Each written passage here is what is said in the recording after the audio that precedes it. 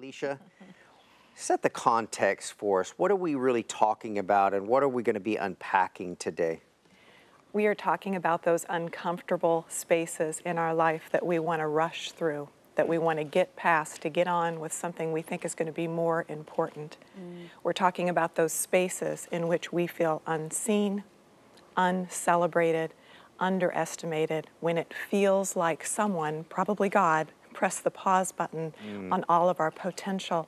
And we are going to see that there is greatness growing in seemingly barren spaces. I think you have everyone's attention. You know, if everyone's honest, they would probably say the season I'm in this second is something I would prefer to rush through. There's always a way to find that. How did this subject come to you? Let's start with where your book, Anonymous, really comes from. How did you get into this subject matter? I was preparing to speak for an event and asking God where He wanted me to go.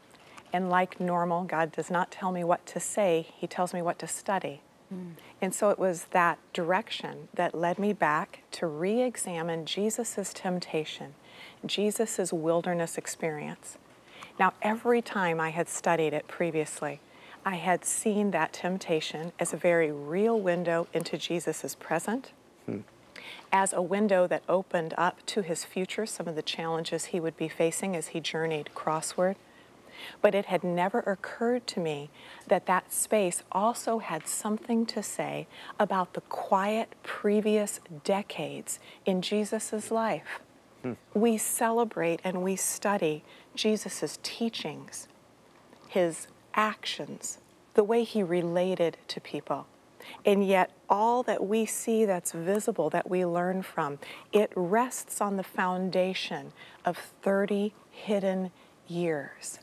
Because in that hidden space where God wastes nothing, in that hidden space, we are all making quiet, unseen choices. And those choices, they cluster and they gain momentum and they become the greatest influences on the choices we make in visible spaces. I was completely captivated by this different perspective on Jesus' wilderness experience, that it could actually open up a window to help me see what God was growing in seemingly hidden spaces of my life.